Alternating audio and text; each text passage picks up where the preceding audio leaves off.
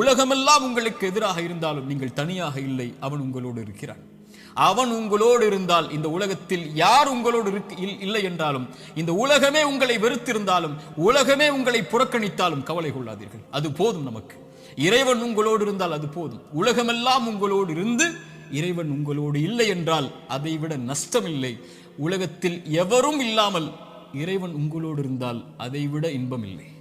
நபிமார்கள் உலகம் புறக்கணித்தது நபி நூஹை, ஆனால் நூஹோடு அல்லாஹ் இருந்தான்.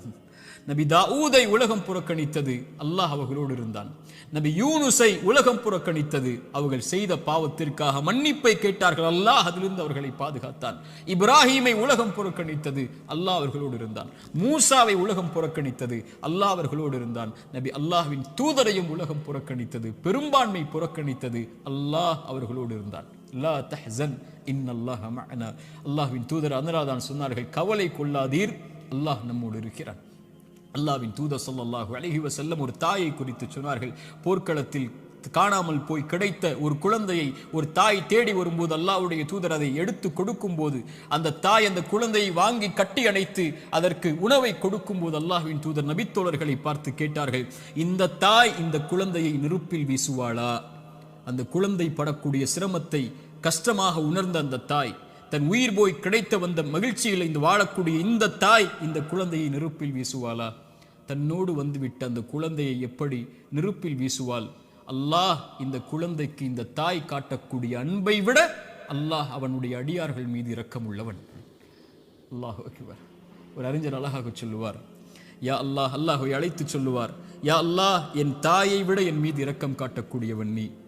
என் தாய் நான் சிரமப்படுவதை, என் தாய் நான் நோயில் வாடுவதை, என் தாய் நான் கடனில் இருப்பதை, கடனால் கஷ்டப்படுவதை, என் தாய் என் செல்வ இழப்புகளில் கஷ்டப்படுவதை, என் தாய் என்னுடைய இழப்புகளில், பிரிவில், நோயில், சிரமங்களில், சோதனையில் கஷ்டப்படுவதை விரும்ப மாட்டாள். என் தாயை விட என் மீது இரக்கம் உள்ள நீயும் விரும்ப மாட்டாயா அல்லாஹ், அதை எனக்கு இரக்கம் காட்டு, இந்த சோதனையை நீக்கென்று அல்லாஹ்வை அழைப்பார்கள் அறிஞர்கள் இந்த ஹதீஸை கொண்டு. அல்லாஹ் அக்பர். அல்லாஹ் உங்களை ஒருபோதும் கைவிட மாட்டான். அல்லாஹ் உங்களை ஒருபோதும் பிரிந்து விட மாட்டான். அல்லாஹ்வின் பக்கம் வந்து விட்டால் அல்லாஹ் உங்களை ஒருபோதும் வேதனை அடைவதை, உங்கள் கண்கள் கண்ணீர் வடிப்பதை, உங்கள் உள்ளம் நெருக்கமாகுவதை, உங்கள் உள்ளம் உடைக்கப்படுவதை இறைவன் ஒருபோதும் பார்த்து கொண்டிருக்க மாட்டான். ஆனால் கடைசியாக சோதனைகள் இறைவனின் புறத்திலிருந்து வருகிறது, ஆம். ஆனால் ஒருவருக்கு சோதனை நன்மையாக வரும், ஒருவருக்கு சோதனை தண்டனையாக வரும்.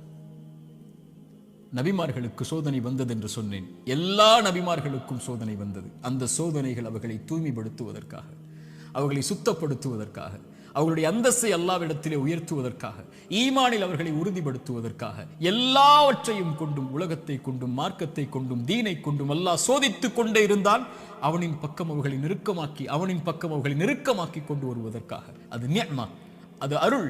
அந்த சோதனை அருள். அல்லாஹ்வுடைய தூதர் ஸல்லல்லாஹு அலைஹி வஸல்லம் அவர்கள் சொன்னார்கள், உலகத்தில் அதிகமாக சோதிக்கப்பட்டவர்கள் யார் என்று கேட்கும்போது நபிமார்கள், அவர்களுக்கு பின்னால் வந்தவர்கள், அவர்களுக்கு பின்னால் வந்தவர்கள் என்று சொல்லிவிட்டு சொன்னார்கள், அல்லாஹ் ஒரு மனிதனுடைய மார்க்கத்திற்கு ஏற்ப அவனை சோதிப்பான்.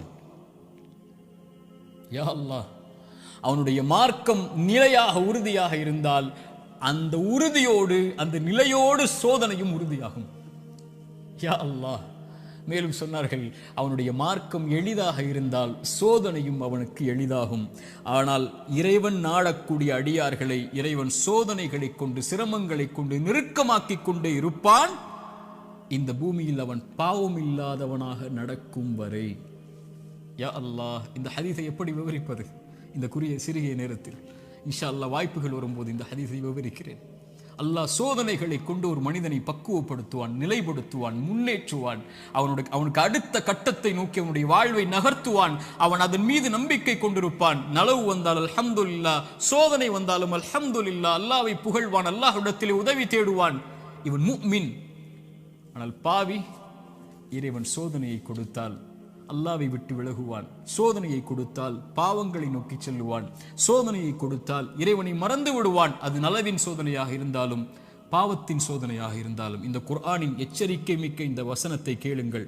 ஃபலம்மா நஸூ மா துக்கிரு பிஹி, எம் நினைவை விட்டு நீங்கள் மறந்து வாழும் போது, ஃபதஹ்னா அலைஹிம் அபுவாப குல்லி ஷை, வானத்தின் கதவுகள் எல்லாம் திறக்கப்படும், என்ன வேண்டுமோ கிடைக்கும். ஹத்தா இதா ஃபரிஹு மா ஊது, அல்லாஹ் கொடுத்ததை கொண்டு அவர்கள் நிம்மதியோடு வாழ்ந்து கொண்டிருக்கும் போது, அது சோதனை என்று அறியாத அந்த பாவிகளுக்கு அஹத்னாஹும் பக்ததன், திடீரென்று அல்லாஹ் பிடித்து அவர்களை நஷ்டவாளிகளாக மாற்றி விடுவான். அல்லாஹ்வின் தூதர் ஸல்லல்லாஹு அலைஹி வஸல்லம் சொன்னார்கள், அடியானுக்கு அல்லாஹ் ஒரு சோதனையை இந்த உலகத்திலே விரைவுபடுத்துகிறான் என்றால் அவனுக்கு அல்லாஹ் ரப்புல் ஆலமீன் நலவை நாடுகிறான். அல்லாஹ் அவனுக்கு சோதனையை தாமதப்படுத்துகிறான் என்றால் பாவங்களின் காரணமாக நாளை மறுமையில் அவனுக்கு அல்லாஹ் ரப்புல் ஆலமீன் அதை கொடுப்பதற்கு அல்லாஹ் காத்திருக்கிறான். தீயதாக நல்லவருக்கு சோதனையை உலகத்திலேயே கொடுத்து அல்லாஹ் அவனை நெருக்கமாக்கி விடுவான். பாவியை விடுவான் அல்லது பிடிப்பான். பிடித்தாலும் விட்டாலும் அவன் அழிவது நிச்சயம். அல்லாஹ் ரப்புல் ஆலமீன் அப்படிப்பட்ட பாவங்களை விட்டு அல்லாஹ் எம்மை பாதுகாப்பானாக. நல்லவர்களுக்கு சோதனை அருள் அவர்கள் அனுபவிக்கக்கூடிய ஒவ்வொரு கண்ணீர் துளிக்கும், ஒவ்வொரு சிரமத்திற்கும், ஒவ்வொரு கவலைக்கும், ஒவ்வொரு துக்கத்திற்கும், ஒவ்வொரு அழைப்பிற்கும், அவர் காலில் ஒரு முள் தைத்தால் கூட அவர் படக்கூடிய இன்னலுக்கும் அல்லாஹ் பாவங்களை அழித்துக் கொண்டே இருப்பான். ரசூலுல்லாஹ் சொன்னார்கள் ஸல்லல்லாஹு அலைஹி வஸல்லம், ஆனால் பாவி படக்கூடிய ஒவ்வொரு சோதனையும் அவன் மீண்டு அல்லாஹ்விடத்திலே செய்த பாவங்கள் எதுவாயினும், அவன் கடந்த காலம் எதுவாயினும், எவ்வளவு கொடிய பாவங்களை வைத்திருந்தாலும் அவன் பாவத்திலிருந்து விலகாமல் சோதிக்கப்படும் போது நன்மையை நோக்கி செல்லாமல் இருந்தால் அவனுக்கு இந்த உலக வாழ்வும் மறுமையும் அழிவுதான். சோதிக்கப்பட்டால் உள்ளத்திடம் கேளுங்கள், நன்மையில் இருக்கிறாயா, பாவத்தில் இருக்கிறாயா? நன்மையில் இருந்தால் இது உனக்கு அருளின் சோதனை, முன்னேறு, வெளிச்சம் உனக்கு முன்னால் இருக்கிறது, நடந்து சென்று கொண்டே இரு, இந்த இருள் நீங்கிவிடும். இருளுக்கு பிறகு பகல், இன்பத்திற்கு துன்பத்திற்கு பிறகு இன்பம், நோய்க்கு பிறகு சுகம், இப்படி உலகம் மாறி மாறி உனக்கு கொடுக்கும். ஓடிவிடு நன்மையை தேடி. வெளிச்சம் உன் வாழ்க்கையில் விரைவில் வரும், மிகப்பெரிய வெளிச்சமாக.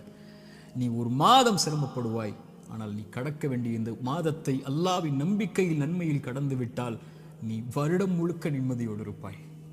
3 நாள் 4 நாட்கள் நோயில் சிரமப்பட்டால் கவலை கொள்ளாதே. அந்த நோயை அல்லாஹ்வின் நன்மைகளை எதிர்பார்த்து காரணிகளை எடுத்துக்கொண்டு களி, அல்லாஹ் உனக்கு அதற்கு பிறகு மிகப்பெரிய சுகத்தை வைத்திருக்கிறான். ஆனால் பாவத்தில் இவை அனைத்தையும் நீங்கள் சந்தித்தால், பாவம் உங்களிடத்திலே இருந்தால், யா அஹி யா உஹ்தி, என் தோழரே, என் சகோதரியே, அல்லாஹ்விற்காக அதை விடுங்கள். அல்லாஹ் உங்களை அரவணைக்க காத்து கொண்டிருக்கிறான். அவனை நோக்கி வந்து விடுங்கள். உங்கள் வாழ்வின் கவலைகள், பிரச்சனைகள், துன்பங்கள் இவை அனைத்தையும் இறைவன் நீக்கி விடுவான். அல்லாஹ் அப்படிப்பட்ட வாழ்வை எமக்கு தரட்டும். அல்லாஹ் இந்த அறிவுரை எனக்கும் உங்களுக்கும் அறிவுரையாக்கட்டும். இதன் மூலமாக என்னுடைய வாழ்வை இறைவன் செழிப்பாக்கட்டும். உலக சமூகத்திலே முஸ்லிம் சமூகம் படுகின்ற இன்னல்கள், கஷ்டங்கள், பிரச்சனைகள், சோதனைகள், குறிப்பாக பலஸ்தீனில் நம்முடைய சகோதர சகோதரிகள் படக்கூடிய எல்லா இன்பங்கள், எல்லா இழப்புகளுக்கும், எல்லா சோதனைகளுக்கும், எல்லா துன்பங்களுக்கும் அல்லாஹ் விரைவில் மிகப்பெரிய வெற்றியோடு அல்லாஹ் வெளிச்சத்தை தரட்டும். அகூலு கௌலி ஹாதா அஸ்தக்ஃபிருல்லாஹ் லீ வ லக்கும். அஸ்ஸலாமு அலைக்கும் வரஹ்மத்துல்லாஹி வபரகாத்துஹு. கண்ணியத்துக்குரியவர்களே, இன்று உலகம் முழுக்க கவலையாலும், பிரச்சனையாலும், சோதனைகளாலும், மன விரக்திகளாலும், வாழ்க்கையின் விரக்திகளாலும் மரணத்தை எண்ணி வாழக்கூடிய வாழ்வைத்தான் பலர் வாழக்கூடிய சூழ்நிலையை நாம் பார்க்கிறோம். குறிப்பாக வாலிப சமூகத்துடைய ஆண்களும் பெண்களும் பெரும்பான்மையாக இந்த நிலையில் இருக்கக்கூடிய காட்சியைத்தான் நம்மால் பார்க்க முடிகிறது. அல்லாஹுடைய தூதர் ஸல்லல்லாஹு அலைஹி வஸல்லம் இந்த காலம் மறுமை நெருங்கும் போது வரும் என்று சொன்னார்கள். மனிதர்களுடைய இறுதி காலம் நெருங்கும் போது மன்னரைகளை பார்த்து மனிதர்கள் சொல்லுவார்கள், நீங்கள் இருக்கக்கூடிய இடத்தில் நாங்கள் இருக்க வேண்டுமே என்று. மரணித்தவனை பார்த்து உயிர் உள்ளவன் மரணிக்க வேண்டும் என்று ஆசைப்படுவான் என்று அல்லாஹுடைய தூதர் ஸல்லல்லாஹு அலைஹி வஸல்லம் அவர்கள் சொன்னார்கள். இப்படி மரணத்தை எண்ணி கவலையாலும், பிரச்சனைகளாலும், சோதனைகளாலும், நெருக்கடிகளாலும் வாழக்கூடிய வாழ்வை இறுதி சமூகம் சந்திக்கும் என்று அல்லாஹுடைய தூதர் ஸல்லல்லாஹு அலைஹி வஸல்லம் அவர்கள் சொன்னார்கள்.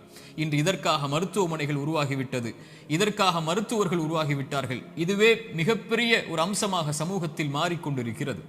இப்படி சோதனையான காலத்தில் நீங்கள் சோதனைகளை சந்தித்துக் கொண்டிருந்தால், நோயால், செல்வ இழப்பால், கண்ணிய இழப்பால், அல்லது வாழ்க்கையின் நெருக்கடிகளால், உறவுகளுடைய பிரிவால், இது போன்ற எந்த சோதனையில் நீங்கள் சிக்குண்டிருந்தாலும் இந்த செய்தியை செவிதாழ்த்தி கேளுங்கள். இந்த சோதனைகளில் நீங்கள் தனியாக இல்லை, உங்களுடைய இறைவன் உங்களோடு தான் இருக்கிறான். மீண்டும் சொல்கிறேன், இந்த சோதனைகள் எதுவாயினும் கவலை கொள்ளாதீர்கள். நீங்கள் தனியாக இல்லை, இறைவன் உங்களோடு தான் இருக்கிறான். அந்த செய்தி தான் நான் இப்போது உங்களுக்கு சொல்லக்கூடிய செய்தி. குர்ஆன் சொல்லுகிறது, வனப்லூக்கும் பிஷ்ஷர்ரி வல் கைரி ஃபித்னா. அல்லாஹ் நலவிலும் தீயதிலும் சோதனைகளை கொடுப்பான்.